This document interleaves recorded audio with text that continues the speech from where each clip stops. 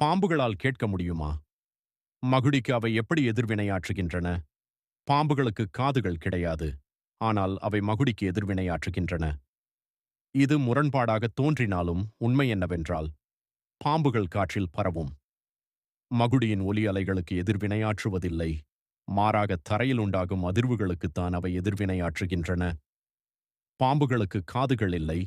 மாறாக columella Aries, கால்யுமெல்லா Aries என்ற நீண்ட எலும்பு தடி போன்ற ஒன்று, ஃபெனஸ்ட்ரா ஓவாலிஸ் முதல் குவாட்ரேட் எலும்பு வரை நீண்டுள்ளது. இந்த எலும்புதான் பாம்புகள் அதிர்வுகளை கண்டறிய உதவுகிறது. மகுடி ஊதுபவர்கள் மகுடியை ஊதுவதற்கு முன்பு தரையில் தட்டுவதை பலர் கவனித்திருக்கலாம். தரையில் தட்டுவதால் ஏற்படும் அதிர்வுகளை பாம்பு உணர்ந்து வெளியே வருகிறது.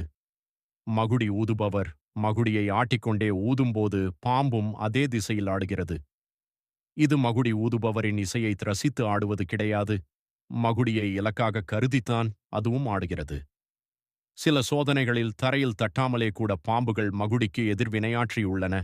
இதற்கு காரணம் பாம்புகளை வைத்திருக்கும் தகரப் பெட்டிகள் மகுடியிலிருந்து வரும் இசையினால், ஒலி அலைகளினால் அதிர்வடைந்து பாம்புகள் எதிர்வினையாற்றுகின்றன.